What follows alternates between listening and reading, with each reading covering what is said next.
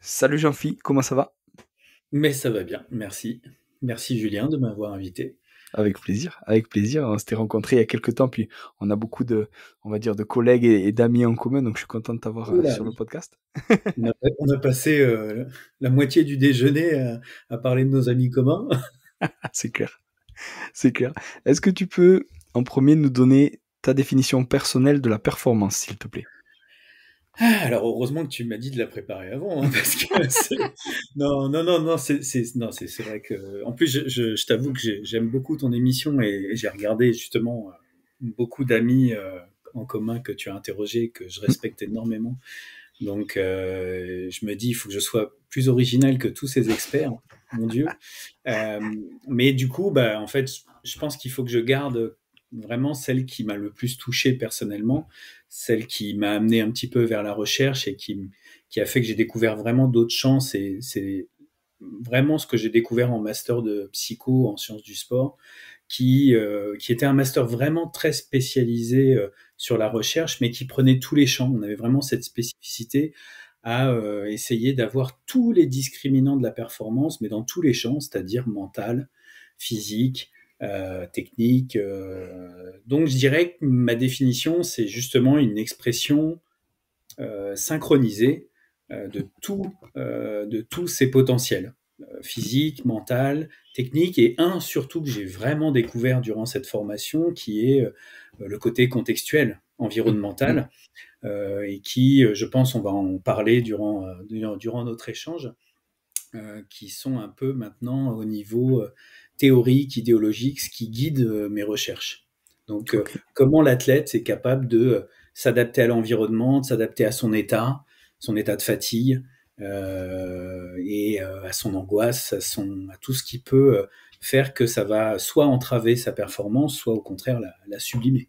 Hmm. Hmm. Ah, ok, top. Est-ce que tu peux nous dire justement d'où tu viens, quel a été ton parcours et qu'est-ce que tu fais maintenant?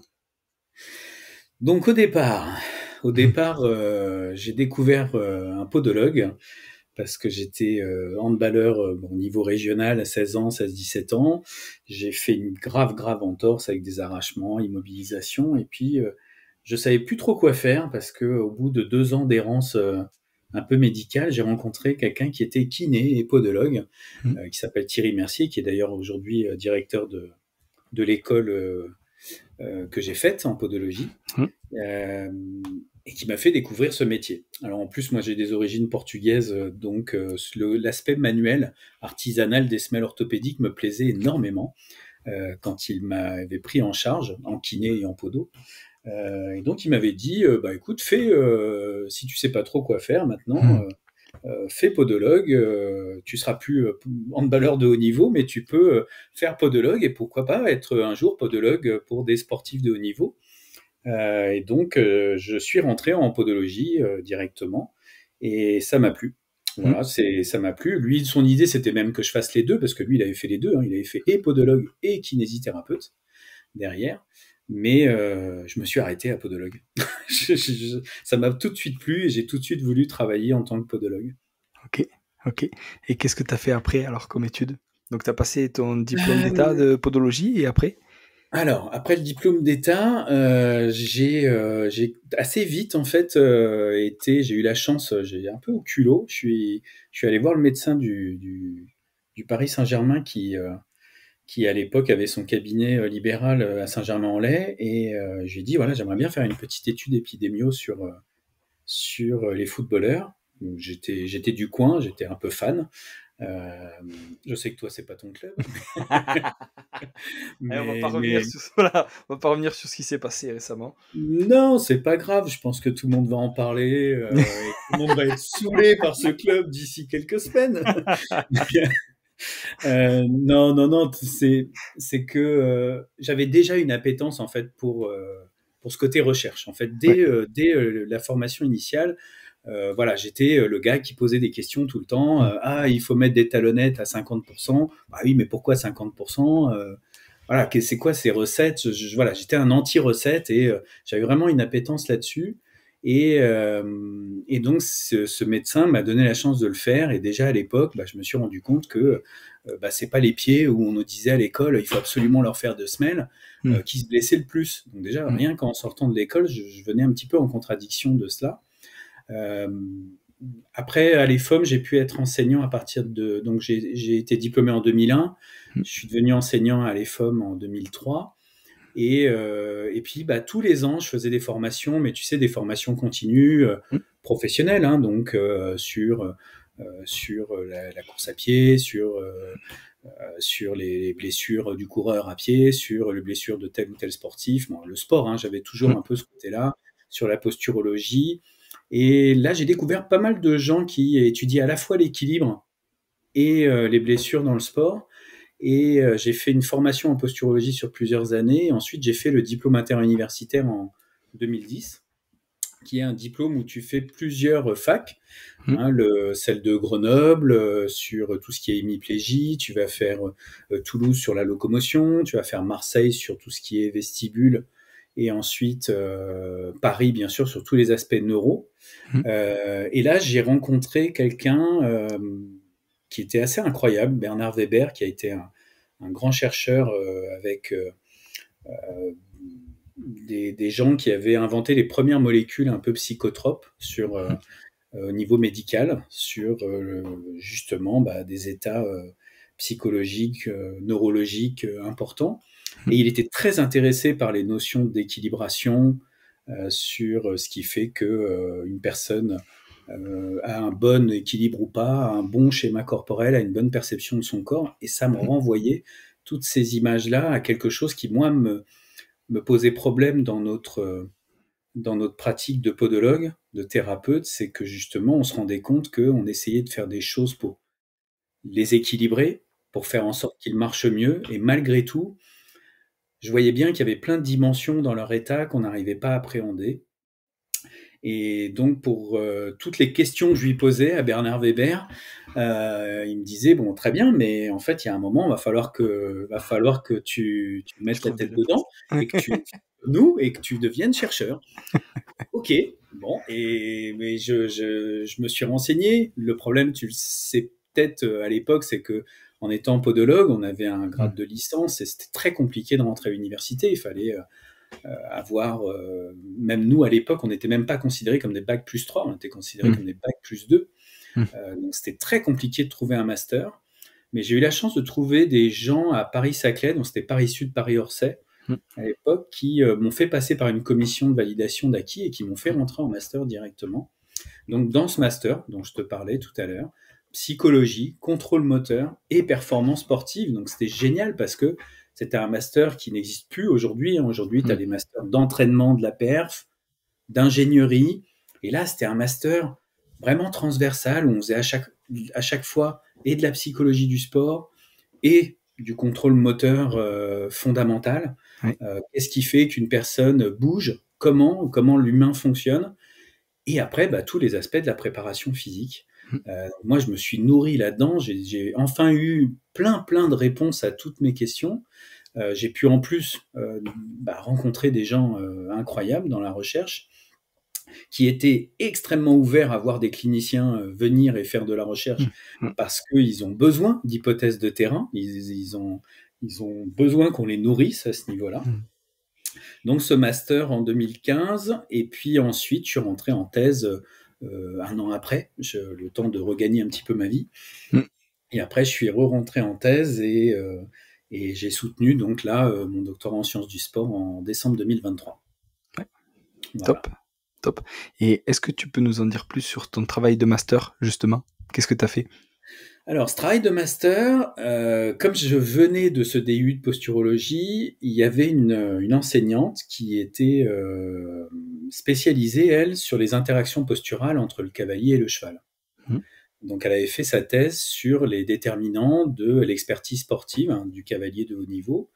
Donc, elle était sur des expériences où elle testait l'équilibre à cheval et elle testait aussi leur façon de percevoir l'environnement.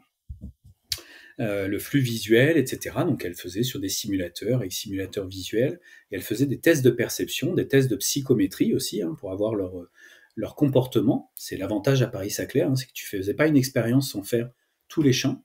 Mmh. Et quand elle m'a vu arriver avec cette petite étiquette en tant qu'étudiant de praticien sur l'équilibre, je dis, mais il me faut absolument, je veux savoir si tu as des outils pour évaluer de façon fiable nos cavaliers et me donner des choses nouvelles pour alimenter mes recherches maintenant, pour améliorer cette interaction entre le cavalier et le cheval.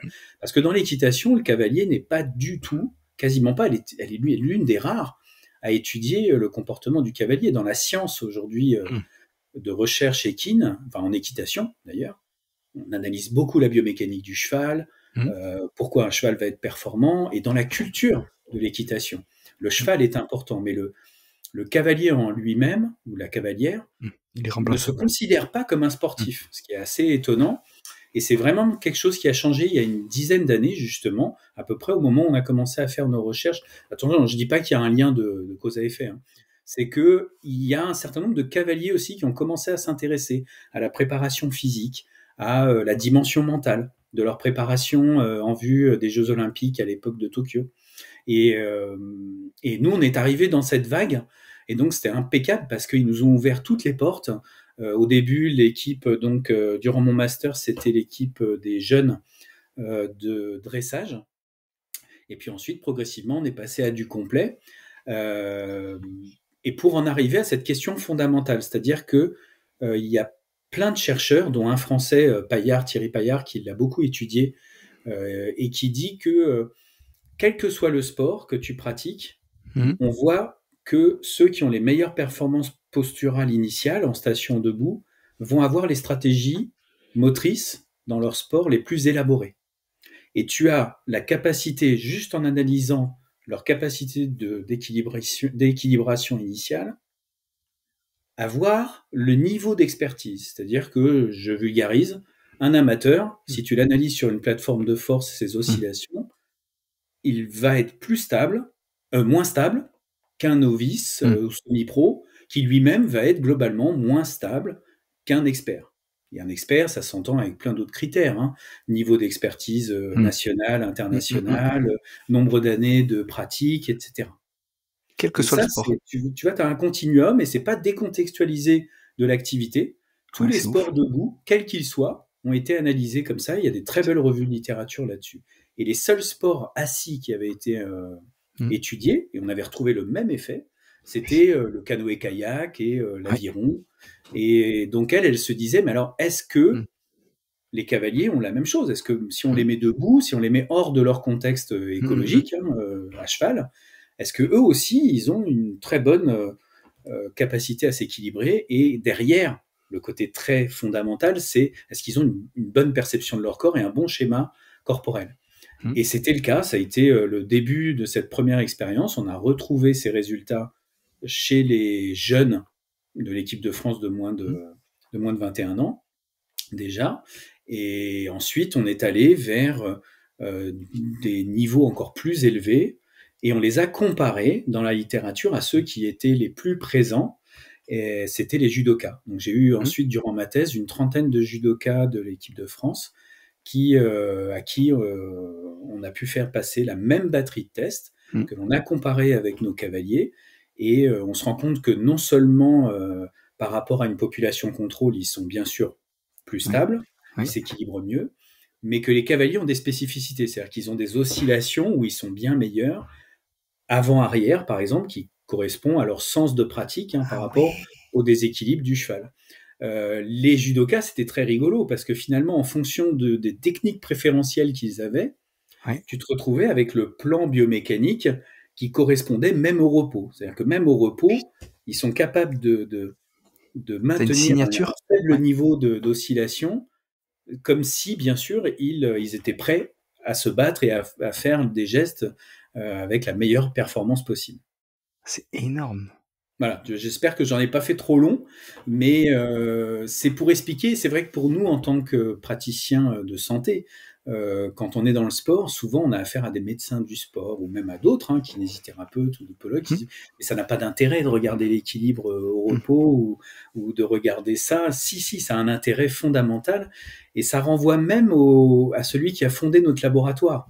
Parce que Simon Buisset, qui était un biomécanicien dur, hein, progressivement durant sa carrière, il est arrivé vers cette analyse du départ de l'action. Et de montrer que finalement, même en analysant les petits ajustements avant d'initier ton pas ou tout mouvement, eh bien, on pouvait prédire quelle allait être la longueur, la vitesse du pas que tu allais faire ou de ton geste. Donc, on est dans ce, comme on dit en STAPS, hein, dans ce couplage en perception-action. Il faut que je perçoive les choses correctement avant d'agir. Sinon, ça va mal se passer ou la performance va être moins bonne. Il y a eu plein de littérature. La vitesse maximale, la force maximale va être détériorée si tes ajustements initiaux au mouvement sont mauvais. C'est ouf. Et quand j'étais sur le DU de prépa physique à Lausanne, je crois que c'était Stéphane Maeder, un des profs qu'on avait, qui c'était passionnant, et on avait discuté justement de ça, et on parlait de Zidane. Parce que Zidane, il a toujours été considéré comme un faux lent, parce que sur 10 mètres, c'est pas peut-être celui qui a la plus grande vitesse et qui sprinte le plus vite, mais par contre, dans sa façon d'osciller par rapport à son centre de gravité, il était toujours le plus efficace. Tu vois, est-ce que ça correspond un peu avec ce que tu dis, c'est-à-dire ta position de départ est la plus optimale pour pouvoir partir dans toutes les directions le plus rapidement possible? Oui, et puis là, tu fais appel à plein d'autres notions, les notions d'anticipation, de prédiction. Notre cerveau est un prédicteur. Nous sommes systématiquement et nous évoluons. Notre apprentissage même de la vie, c'est de faire ces tests-erreurs. Et quand on parle comme ça de grands athlètes, pour moi, ces grands athlètes, ces experts, sont ceux qui sont capables de savoir avant les autres ce qui va se passer. Et de savoir justement... voilà, c'est d'avoir une vista, quoi. Un Dupont dans le rugby, un Zidane dans le foot, un Messi, tous ces sportifs de haut niveau, ils ont cette particularité d'aller toucher ces dimensions que nous on regarde en STAPS et en recherche, c'est d'être capable de prédire l'imprévisible, quoi. Donc, je pense aussi, tu vois, il y a on a beaucoup parlé des capacités aussi visuomotrices et neurocognitives. Ces dernières années, ça commence à venir. Et d'avoir un joueur qui est capable de scanner 6 à 8 fois avant de recevoir un ballon. Ouais. Même un petit jeune comme Warren Zaïre-Emery est capable de faire 12 scans avant de prendre un ballon. Et Zidane n'était pas quelqu'un, comme tu dis, qui, au niveau puissance, au niveau physique, même on le remarquait pas au début de sa carrière. Attention, il était bien perçu, mais techniquement déjà, ouais.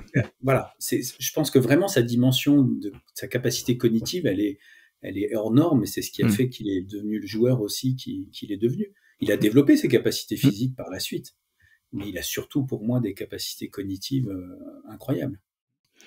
C'est énorme. Et pour en revenir au judoka versus cavalier ou cavalière que tu as fait, alors comment tu testes justement cette capacité d'équilibration? On a parlé de plateforme de force. En quoi ça consiste et combien de tests tu fais? Alors, les tests se font sur plateforme de force avec des jauges de contrainte pour avoir vraiment une précision du centre des pressions au millimètre, hein, donc comme on fait dans les laboratoires. Mais c'est vrai que maintenant, chez nous, en libéral, on commence à avoir accès de plus en plus facilement à ces plateformes. Durant la thèse, finalement, ça m'a permis aussi, parce qu'il y a une centaine de paramètres de l'équilibre. Et donc, il va falloir réduire tous ces paramètres pour pouvoir en obtenir le moins possible, et surtout ceux qui sont sensibles à l'expertise de l'athlète ou au niveau d'expertise de façon globale. Et j'en suis arrivé finalement à 6 paramètres. Et 6 paramètres qui correspondent vraiment à des interprétations différentes à chaque fois.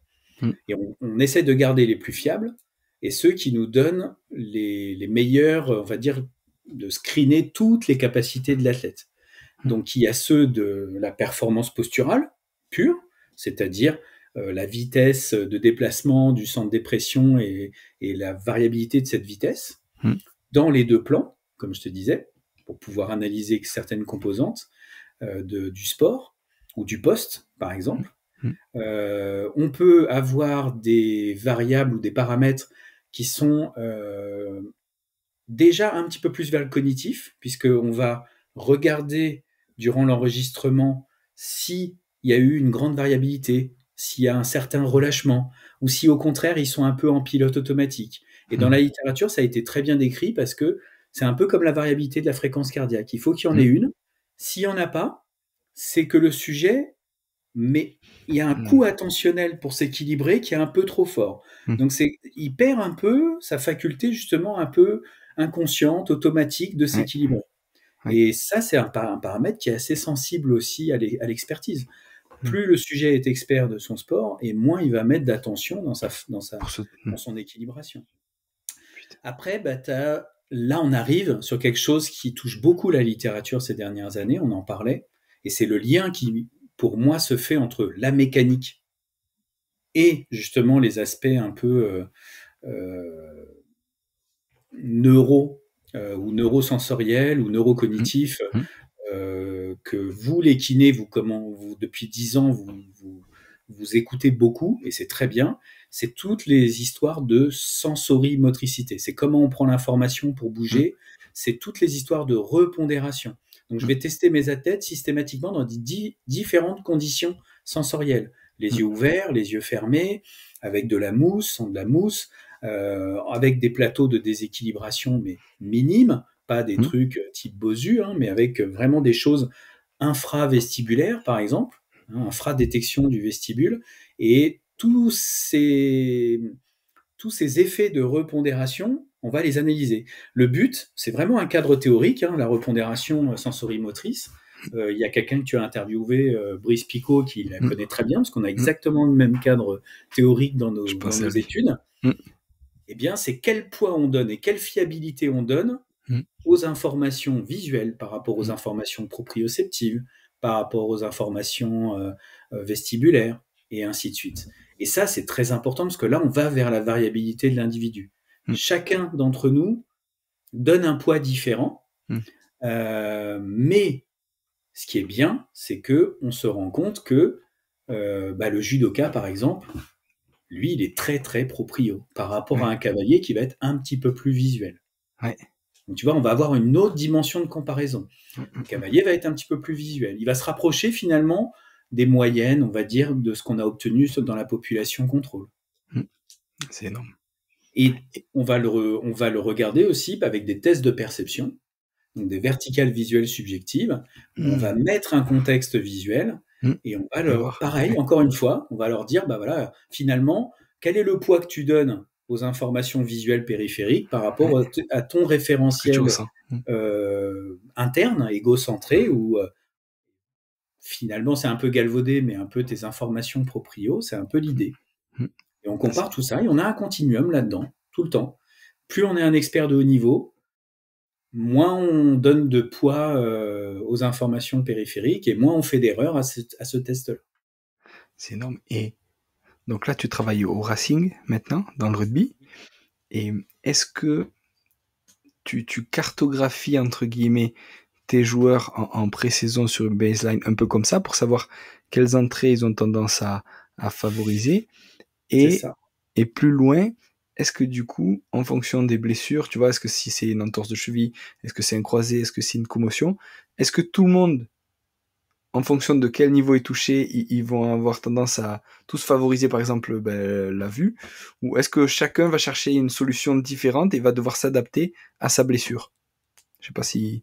Tu vas avoir toutes les réactions possibles. Okay. Toutes les réactions, il y a des athlètes qui vont repondérer vers un système visuel, un système vestibulaire, c'est vraiment très variable. Et pour la même blessure, s'entend, c'est vraiment ça. Mais déjà, initialement, tu vas avoir quelque chose qui va se retrouver en fonction du poste, que ce soit les avants, les trois quarts. Okay. Tu vas avoir des avants qui vont être un peu plus dépendant visuel que les arrières. Les arrières, à contrario, ils sont plus proprio, Mmh. si je vulgarise aussi. Ouais. Mais face à la blessure, alors là, pour le coup, tu peux avoir toutes les Tout. réponses possibles. Il y a des scientifiques qui ont appelé ça la vicariance, hein, quelque part. C'est, on a une palette, et nous, avec la façon dont on a grandi, ce qu'on a vécu, Mmh. les blessures qu'on a eues, on peut avoir des réponses vraiment très très différentes pour les mêmes athlètes au même poste avec le même type de blessure. C'est ouf. Et du coup, toi, ayant la baseline, tu peux dire à tes kinés, par exemple, ben lui, il avait tendance à favoriser, je sais pas, ben, au niveau vestibulaire. Maintenant, il le fait plus du tout parce qu'il y fait plus confiance, parce qu'il a eu un problème cervical ou je ne sais quoi d'autre. Et est-ce que tu dis à tes kinés, faites attention, ça c'était son point fort, entre guillemets, et vu qu'il a un problème cervical, il est en train de le perdre, donc stimulez-le là-dessus, ou alors ça entre pas en compte. Ah si, si, on va faire des allers-retours. Et puis ce qui est bien, c'est que progressivement, euh, eux aussi sont venus me challenger. Il y a Mm. des athlètes qui ont pris bien sûr des commotions ou qui ont des cervicalgies un peu chroniques, et puis ils vont me demander de réévaluer pour voir est-ce que ça influe, parce que tout Mm. à coup, comme par hasard, cet athlète avec ses cervicalgies chroniques se retrouve à avoir des problèmes au niveau du pied, au niveau du genou, au niveau du membre inférieur. Est-ce que c'est parce que justement au niveau sensorimoteur, il ne Mm. faut pas réévaluer les choses? Euh, Putain. donc on peut le faire. Après une blessure, on réévalue systématiquement, bien sûr, Ouais, ouais. post-blessure, et ensuite même je réévalue de façon hebdomadaire pour que eux, en plus, ça leur donne aussi un indicateur objectif de leur travail. Mm. C'est-à-dire que Mm. si je vois qu'un athlète tout à coup euh, perd un peu son poids proprioceptif, Mm. augmente le poids visuel, Mm. il va falloir que le kiné ou le préparateur physique il le challenge là-dessus.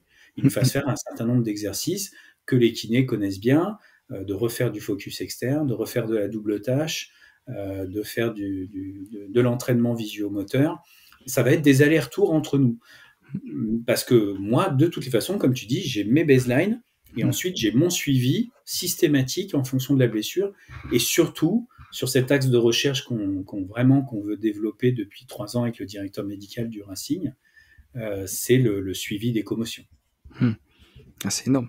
Et justement, est-ce que sur toutes les blessures, ça entre aussi en compte au niveau de la décision du return to play? C'est-à-dire, est-ce que toi tu dis avec le doc et avec les kinés, ben voilà, avant il utilisait beaucoup ça, là il a oublié parce qu'il a été blessé, petit à petit ça revient, même si tout le reste va bien, qu'il a plus mal, que sur des tests de force un peu classiques, style sur isocinétique ou quoi, il a repris, là je pense que c'est trop tôt parce qu'il n'a pas retrouvé le chemin entre guillemets vers sa préférence sensorielle. Ouais, Ça c'est vous... tout à fait ça. Au Ok. début, bien entendu, comme tu peux imaginer, Sylvain Blanchard, notre directeur médical et scientifique, était quelqu'un qui venait de la biomécanique pure. Hmm. Il avait fait une thèse en sciences sur la biomécanique et sur l'interface joueur-terrain Hmm. en fonction des types de surface. Et c'est comme ça qu'on s'était rencontrés, parce qu'à une soutenance de thèse, il y avait un préparateur physique chez lui qui faisait une thèse aussi sur les lanceurs de touches et sur les déterminants biomécaniques d'un bon lancer de touche. Hmm. Mais ils avaient fait du contrôle postural du lanceur de touche. Ils avaient vu qu'ils avaient des signatures posturales très différentes, alors qu'ils étaient tous experts. Hmm. Et au niveau neurotracker, au niveau visio et suivi des commotions, il y avait des signatures aussi. Hmm. Il s'est dit, tiens, c'est marrant, moi, ce petit podologue chercheur, déjà, à cause de ma thèse sur l'interface homme-terrain, j'aimerais bien avoir un podologue qui soit là tout le temps, pour adapter systématiquement les chaussures, les semelles en fonction du type de terrain, en fonction du type d'athlète. Hmm. Et en même temps, lui, il va m'amener toute la dimension, parce qu'il est très attaché au suivi des commotions, et il va peut-être me montrer des nouveaux indicateurs objectifs, fiables, de, comme tu dis, retour terrain. Donc il y a 3 ans, j'étais en testing, hein, c'est-à-dire je faisais mes tests. Il dit, je veux, dès la première année, il m'a dit, tu viens, de toute façon les joueurs ils sont obligés de venir sur leur jour off, tu vas me passer tous tes tests sur plateforme de force et de tests de perception, et je veux absolument qu'on voit comment ça bouge. Et c'est là où, au fur et à mesure des 3 saisons, il s'est rendu compte que les paramètres que j'avais sélectionnés durant ma thèse et qui me paraissaient sensibles à ce qu'était un expert sportif, tout d'abord, il fonctionnait pour le rugbyman, Ils étaient sensibles au poste, ils étaient sensibles au niveau d'expertise, parce qu'on a aussi les espoirs. Et puis surtout, ils étaient sensibles à la blessure, ils étaient interprétables, et ils étaient sensibles à la commotion. Dès 48 heures et ensuite de façon hebdomadaire. Donc pour te dire, et ça encore il y a quelques jours, on a été sous l'eau au niveau du travail pour le top 14, etc. On a eu des joueurs qui aussi étaient fatigués, qu'on n'a pas pu screener, on s'est pris des tirs. Donc maintenant alors là pour le coup, maintenant c'est lui qui dit non, il faut absolument que on ait un maximum de données pour pouvoir demain, comme tu dis, faire en sorte que le joueur retourne sur les terrains avec toutes ses capacités et motrices et cognitives et perceptives. Parce que quand je l'explique souvent aux élèves, c'est très facile. Si tu as quelqu'un qui a pris une commotion et qui tout à coup, à 48 heures, tu vois que il augmente sa dépendance à la vision. Pour s'équilibrer, je dis bien pour s'équilibrer. Tu le remets sur le terrain au bout de 12 jours, et puis il a toujours cette dépendance à la vision pour s'équilibrer qu'il n'avait pas avant. Tu vas avoir quelqu'un sur le terrain qui va perdre du temps pour savoir où il se trouve, alors que tu vois bien qu'un Zidane, un Antoine Dupont, ils n'ont pas besoin de savoir où ils se trouvent, la balle à la bonne personne. Donc on a affaire à des athlètes qui non seulement deviennent moins performants sportivement, et surtout se mettent en danger. Ils se mettent en danger. Ils se mettent en danger. Et c'est pour ça que tu retrouves dans ces revues systématiques qu'un commotionné a 60% de plus de chances de se blesser au niveau du membre inférieur, parce que nous, notre hypothèse, elle est là, c'est que le joueur derrière n'est peut-être plus capable de se situer et faire face à l'imprévisible, c'est-à-dire la personne qui arrive en face, faire de la focalisation sur l'adversaire, sur le ballon, etc. Donc pour nous, c'est très important, c'est rendre, et ça parle beaucoup à l'entraîneur, c'est rendre à nouveau un athlète aussi performant qu'il ne l'était avant, et puis faire en sorte qu'il ne se blesse pas dans les mois à suivre. Et du coup, est-ce que sur ces 3 saisons, tu as certains joueurs qui ont fait plusieurs commotions, et est-ce que, alors chaque commotion est différente sur chaque athlète, ça c'est un truc que j'ai marqué avec les patients qu'on suit, et du coup, est-ce que c'est pareil pour toi sur comment il s'adapte après? C'est-à-dire que un joueur de rugby qui fait une première commotion, est-ce qu'il va, donc tu disais, peut-être celui-là choisir d'augmenter sa perception au niveau visuel, et peut-être que si l'année prochaine il refait une commotion, est-ce qu'il va choisir d'augmenter une autre entité sensorielle plutôt que la vision, ou est-ce qu'à chaque fois, quelle que soit la commotion, il va aller dans le même sens avant de retrouver sa baseline? Alors c'est là où on a besoin encore de beaucoup de données, parce que même dans la perception de ton environnement et de ton corps, il y a plusieurs paramètres aussi. Cette dépendance visuelle, c'est une moyenne. C'est un degré d'erreur. Mais on fait plusieurs tests avec un environnement à droite, un environnement à gauche, avec le départ de l'information centrale à droite, à gauche. Donc tu vas avoir, comme tu l'as dit tout à l'heure, des athlètes qui vont réagir de façon très différente. Et peut-être que la première fois, c'est la dépendance visuelle de façon globale qui va augmenter. Peut-être que la deuxième et la troisième fois, il va nous faire une sorte d'asymétrie perceptive. C'est-à-dire que c'est que le champ de son œil dominant où il va être moins performant, ou l'autre, justement, l'autre du côté de son champ moins dominant. Ça, c'est hyper intéressant. Mais t'expliquer au niveau neurologique pourquoi, il faut aussi peut-être le mettre en relation avec d'autres choses. Il y a peut-être le type de commotion. On sait que, bien entendu, si ça touche justement peut-être dans un mouvement cinématique sur le tronc cérébral, sur des zones où c'est justement le chef d'orchestre entre les informations visuelles vestibulaires, on a affaire à des athlètes qui sont plus touchés tout de suite. Donc, le type de commotion va impacter cela. Donc, bien entendu, si la commotion 1 et la commotion 2 au niveau cinématique sont différentes, on va pas avoir les mêmes effets sensorimoteurs déjà. Mais comme tu dis, analyser, là, et heureusement qu'on n'a pas assez de données, analyser comment un athlète sur le même type de commotion réagit entre la commotion 1 et la commotion 2, on n'a pas assez de données pour que je puisse te répondre aujourd'hui. Et du coup, même question sur le retour à la baseline. Est-ce que par rapport aux symptômes qui déclarent sur un SCAT-6, tu sais, sur le score des symptômes où tu as 22 Oui, bien sûr. symptômes qui listent, etc. Est-ce que tu croises ça? Combien de temps il met à être, on va dire, résolutif sur sa commotion, sur le score des symptômes, versus combien de temps il met à retrouver sa baseline sur ses capacités d'équilibration, etc. Et est-ce que tu te rends compte que, ben en fait, je dis n'importe quoi, en 12 jours, il a plus de symptômes. Par contre, en fait, il met 3 mois à récupérer ses capacités perceptives. Je dirais qu'on a un petit délai, et on a un petit délai pas sur tout. Ok. Donc, il y a quand même, je trouve, énormément de paramètres qui correspondent aux décisions médicales aujourd'hui. Ça, c'est quand même très rassurant. La seule chose qu'on voit, c'est que soit on a quelques paramètres qui restent significativement différents à la baseline au moment du retour. Mais ça va être par exemple 1 ou 2 paramètres sur 6. Tu vois, avec des effets soit de tendance ou des effets significatifs, mais on y fait attention, hein, on les garde en mémoire, bien sûr. On se pose la question de comment aller les toucher et comment aller les entraîner. Et est-ce que ces paramètres-là, combien de temps ils mettent de plus que les autres paramètres à revenir à baseline? Est-ce qu'il y en a où tu sais qu'au final, si tu les as suivis sur 2 ans, ils sont jamais revenus sur leur baseline et du coup ils gardent ce défaut entre guillemets, ou est-ce qu'au final, avec le temps, avec l'entraînement de ça, ils reprennent, on va dire, le cours normal de leur perception? C'est un peu la même chose que ce que je te disais tout à l'heure. Je pense que majoritairement, on récupère tout. Il y a quelques petites choses que certains athlètes ne récupèrent pas.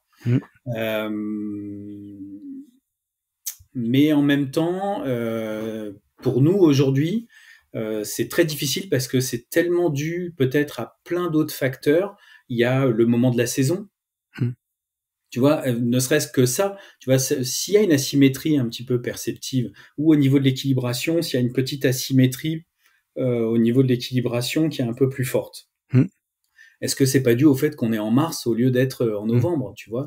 Est-ce que c'est pas dû au fait qu'on est dans un moment où justement, moi j'avais beaucoup aimé les Brésiliens quand ils avaient étudié les handballeurs, tu sais, durant toute une saison, ils avaient vu qu'au niveau de leur équilibration sur 2 pieds, ils étaient bien meilleurs, mais qu'en revanche, si tu leur demandais un équilibre sur le pied d'appui par rapport à l'autre pied, eh ben, le pied d'appui était moyennement extrêmement dégradé par rapport au début de la saison. Donc tu vois, en plus, c'est 2 tâches différentes parce qu'on fait aussi le monopodal. On fait aussi le testing monopodal. Mais au niveau perception, est-ce que quelqu'un qui va augmenter justement le poids des informations d'un côté par rapport à l'autre, est-ce qu'on sait aujourd'hui si c'est vraiment normal ou si c'est juste quelque chose d'adaptation ou de la fatigue? D'adaptation. Et donc là, maintenant, on a 3 saisons, donc je commence à pouvoir répondre sur certaines choses, mais si on parle que de la commotion, heureusement qu'on n'en a pas suffisamment pour pouvoir répondre tout de suite. Pour l'instant, ce qui est intéressant, et j'espère qu'on pourra publier en revanche assez vite, comme j'ai fait pour ma thèse sur les discriminants d'expertise sportive, sur quelque chose de normatif, entre guillemets, même si j'aime pas ça. Hein. Moi, je pense qu'aujourd'hui, il faut vraiment aller de plus en plus vers l'individu et aller chercher les moyens qui nous permettent de dire pourquoi un tel se blesse et quels sont les paramètres et la bonne cuisine pour l'analyser. Et ça, on en a de plus en plus les moyens que de dire ça. Mais au moins offrir à tous les staffs, dire voilà, normalement, un sujet en début de saison, il doit être à peu près comme ça. En cours de saison, il doit être à peu près dans cette zone-là. Et en fonction du poste et en fonction de son niveau d'expertise, on doit le situer à peu près là. Mais surtout, on dira toujours aux autres, attention, allez chercher un maximum d'indicateurs pour pouvoir comprendre qui... Avoir une photo la plus complète possible. Mais de l'athlète en lui-même. Vraiment, quelles sont ses spécificités? Et on revient à de la science dure, c'est comment on fonctionne. Donc, on sait comment on fonctionne de façon globale, mais on ne sait pas comment fonctionne chaque individu. Et dire, un individu, il donne tant de poids, tant de poids, tant de poids, c'est ça qu'il faut faire pour tout le monde. C'est toi, tu fonctionnes comme ça. C'est énorme. Et alors, tu as bossé aussi avec la Fédé française de rugby, et notamment le rugby à 7, et aussi dans le foot. avec le PSG. Et est-ce que il y a des différences déjà entre les deux rugby et sur ces capacités-là d'équilibration sur ces deux rugby, et est-ce qu'il y a des différences entre rugbyman versus footballeur, ou comme tu disais tout à l'heure, vu que c'est un niveau d'expertise très élevé, on retrouve un peu les mêmes choses par rapport aux populations témoins, on va dire. Alors, on a des cut-offs quand même par rapport à l'expertise sportive, et que ce soit des footballeurs ou des rugbyman, ils ne les dépassent pas. Mmh. Donc, ensuite, après les JO, à partir de Mmh. septembre, j'ai pu avoir celle à 7 féminin et quelques-unes à 15. Et ça a été intéressant parce que dans la Mmh. littérature, on disait que les femmes étaient plus visuelles Ok, que les hommes. Et c'est vrai que je l'ai retrouvé aussi. ok. Je l'ai retrouvé aussi plus visuel, et puis donne plus de poids dans l'équilibration aussi à la vision que les hommes. Les rugby à 7, en revanche, se rapprochent plus de profils, comme tu peux imaginer, mais ça rejoint le côté Mmh. athlétique Mmh. des arrières. Les arrières Mmh. se rapprochent plus des footballeurs. Mmh. Euh, donc, et j'ai eu la chance dans le foot, pas avoir que du PSG, mais j'avais eu aussi, et j'ai encore maintenant des joueurs de national. Mmh. Football Club de Versailles avec Renaud, qui Mmh. était chez nous aussi, Renaud Hérault, qui était chez nous au Racing. Donc on essaye d'avoir justement dans tous les sports, j'aimerais avoir dans tous les sports une appréciation de ce qu'ils sont avant d'être des vrais experts, Mmh. et une fois qu'ils sont des vrais experts, une spécificité du poste en fonction de leur vécu et de leur blessure. Ah, c'est énorme. Si j'arrive à avoir ça dans quelques années, eh bien, à ce moment-là, on pourra faire de la vraie individualisation. C'est Parce que énorme. là, on pourra dire, voilà, là, je sais que c'est pas pour mettre des gens dans des cases, Mmh. c'est au Mmh. contraire pour dire qu'est-ce qui fait que toi, tu es ce que tu es, Mmh. Ouais, t'as pris et ce chemin-là. comment je Mmh. vais adapter mes exercices, mes entraînements, euh, mais ma façon de te Mmh. traiter. Mmh.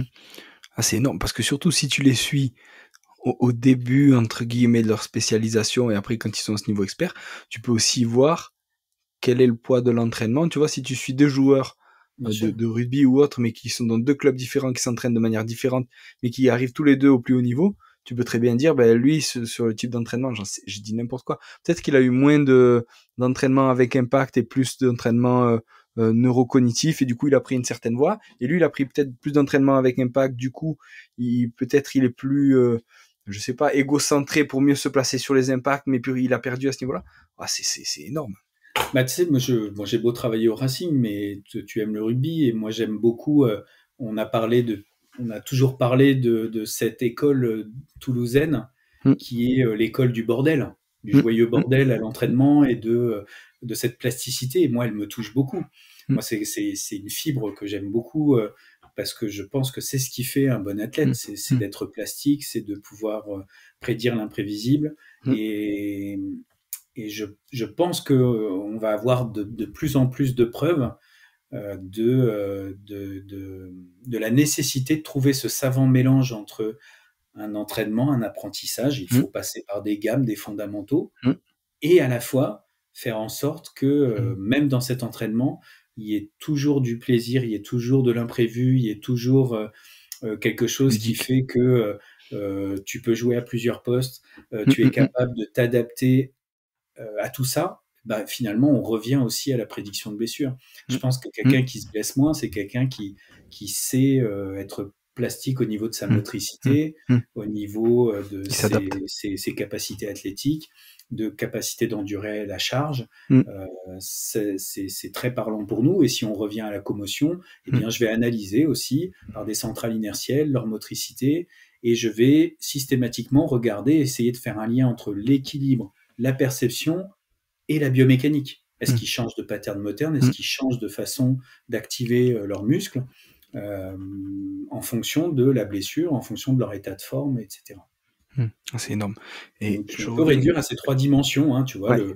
l'équilibre, le schéma corporel, la perception de l'environnement, qui touche un peu le côté comportemental et mental, hein, parce Mm, que ce test dont je te parle de vertical, c'était un test psychométrique au départ, hein. mm, C'est-à-dire mm, que ceux qui sont indépendants au champ visuel étaient des gens moins anxieux, qu'on retrouvait que c'était des experts de leur sport, et que en plus, au niveau aussi mémorisation, ils étaient capables d'une bien meilleure mémorisation des visages, etc. Tu vois qu'on touche systématiquement au sport, alors que dans les années 40, quand ils ont fait ce test, c'était un test psychométrique. Ouais. Donc, et puis, bien sûr, la biomécanique, comment on bouge. Moi, je suis très, très friand des travaux de François Hugues sur les synergies musculaires, qui a montré que chaque individu a des synergies musculaires et des coactivations musculaires qui lui sont propres. Et donc, tu analyses 100 personnes et il peut faire un algorithme d'apprentissage qui va te dire plusieurs semaines, plusieurs mois, c'est lui qui est en train de courir. Je trouve ça génial. Donc, alors, méthodologiquement, pour nous, c'est très dur de faire ça dans un club, attention. Ce que fait François Hugues et ce qu'il a fait avec des kinés en thèse ou autre. Mais c'est peut-être pour moi le meilleur axe de prévention de blessures pour l'avenir.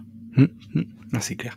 Et je remets sur un truc que tu as dit, homme versus femme, que les femmes, d'après la littérature, d'après ce que tu retrouvais sur les joueuses du 15 de France et du 7 de France, qui étaient plus visuelles que les hommes. Est-ce que on a une idée de pourquoi, et est-ce que ça amène plus de blessures ou pas du tout, il n'y a pas de lien forcément avec la blessure?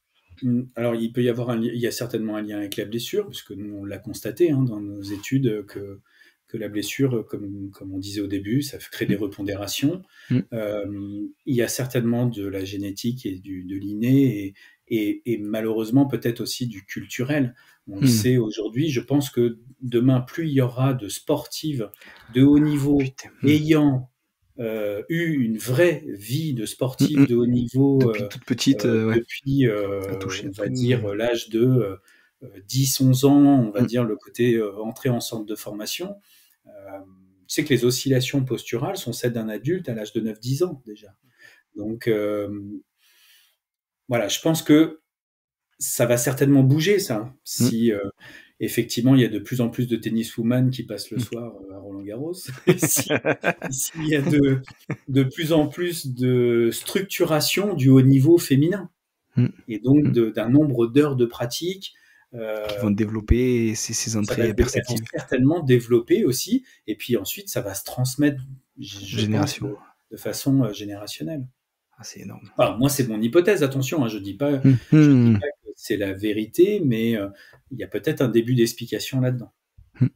Parce que tu me demandais la dépendance, on a un cut-off chez les experts de haut niveau, on ne doit pas être en dessous de 4 degrés d'erreur. On est à 3 degrés à peu près chez les rugbyman. On est à 2,5, 3 chez les très bons footballeurs. On va être à 2, 2,5 sur cette équipe olympique qui a gagné les JO. Et chez les filles, paf, on remonte à 4. C'est ouf.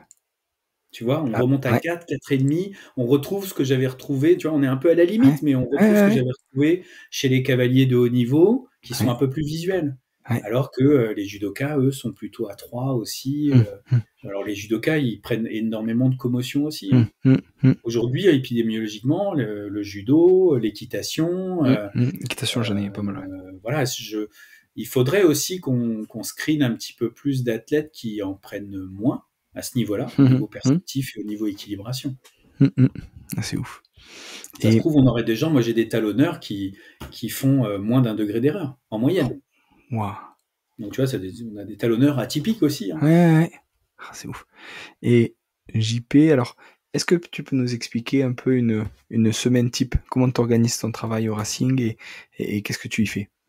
Alors, en fonction du jour de match, je dois y être à 48 heures, donc, pour faire ces tests. Ensuite, dans la semaine, ça va être justement de faire plus de podologie, pour le coup. Mais en début de semaine, ça va être beaucoup de boot fitting, c'est-à-dire soit les joueurs ont des nouveaux crampons, soit ils ont une plainte en fonction du match qui demande une adaptation, soit c'est le kiné, le prépa qui me dit là je trouve sur le terrain il y a un truc qui va pas, soit ça va être le prépa Jérémy qui va me dire tu sais JP là je trouve que tel joueur je trouve qu'il bougeait bizarrement, ou le kiné Baptiste qui va me dire là mon JP là je trouve que il se plaint un petit peu trop du genou, ou c'est quelque chose qui revient, est-ce que ça vaudrait pas le coup que tu le rescreenes? En plus bien sûr des évaluations hebdomadaire des gens qui ont eu des lésions musculaires et qui sont en suivi. Ok. Donc le début de semaine va être très chargé. Mm. Donc soit le lundi, soit le mardi en fonction du jour de match qu'a décidé Canal+. Et puis en fonction de ça, dans la semaine, ça va être en fonction plus de la demande. Donc on a un scan 3D aussi où on fait en sorte d'adapter les crampons aux joueurs pour que ils puissent jouer à la fin de la semaine et s'entraîner pendant la semaine tout de suite. Et puis adapter les semelles. Les semelles, en fait, les semelles, je les modifie très très fréquemment. C'est énorme. Et donc tu les remodifies en fonction des blessures et tout ça aussi, du coup? En fonction de leur état de forme et en fonction de mon test, en fonction de mes tests, et en fonction de ce que me disent les kinés ou autres, bien sûr. Ok, c'est Donc énorme. ça, oui, ça peut être toutes les semaines, comme ça peut être tous les 3 mois ou tous les 6 mois, hein, en fonction de l'athlète. Top. Et est-ce que tu as des mentors ou des gens qui t'ont inspiré sur ton parcours? J'en ai beaucoup. Je vais reparler de Bernard Weber parce que c'est vraiment lui qui a fait en sorte de m'obliger à répondre, voilà, en tout cas de réfléchir. C'était quelqu'un qui était extrêmement posé. Il m'a beaucoup aidé au niveau. J'ai été son rédacteur en chef adjoint de sa revue Postura à l'époque. Il a beaucoup fait pour la Société Savante aussi. Donc oui, lui. Et puis voilà, quand il est parti, en plus il est parti en 2014, donc tu vois, c'était vraiment un an avant où je me suis dit, bon, là maintenant mon petit ami, tu vas te bouger les fesses et tu vas faire tu vas faire ces recherches, même si financièrement ça a été très dur, mais j'ai été extrêmement bien soutenu par la famille et par ma femme comme par mes enfants et mes parents. Donc ça a été un gros avantage parce qu'il y a un problème quand même dans la recherche en France, c'est que on veut que les cliniciens fassent de la recherche, on a besoin de nos hypothèses de terrain, mais c'est pas encore très bien structuré pour qu'on puisse le faire de façon sereine, financièrement et humainement, mais ça va venir, je pense que ça va venir. Donc oui, Bernard Weber, beaucoup. Justement, quand j'ai commencé 2015, les écrits de Grooms, que les kinés connaissent bien sur cette dépendance visuelle post-LCA, post-ligament croisé, ça m'a beaucoup parlé aussi. Ça faisait vraiment écho à ce que j'essayais d'analyser. Donc, c'est quelqu'un que je suis régulièrement. Donc, j'ai écouté ton dernier podcast avec lui et je pense que il a complètement amené nous autres praticiens à aller chercher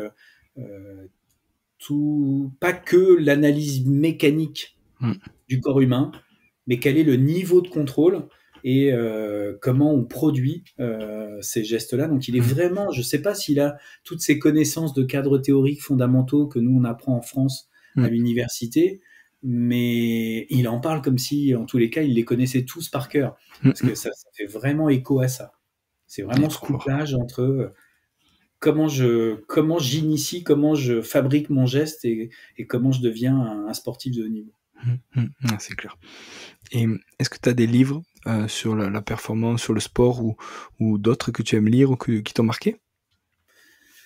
J'invite justement les gens, les praticiens kinés, podo ou autres, à lire un livre qui est très facile à lire, qui est un livre d'université, qui est le contrôle moteur, et qui montre toutes les théories du contrôle moteur et un peu l'histoire, l'évolution de ces théories.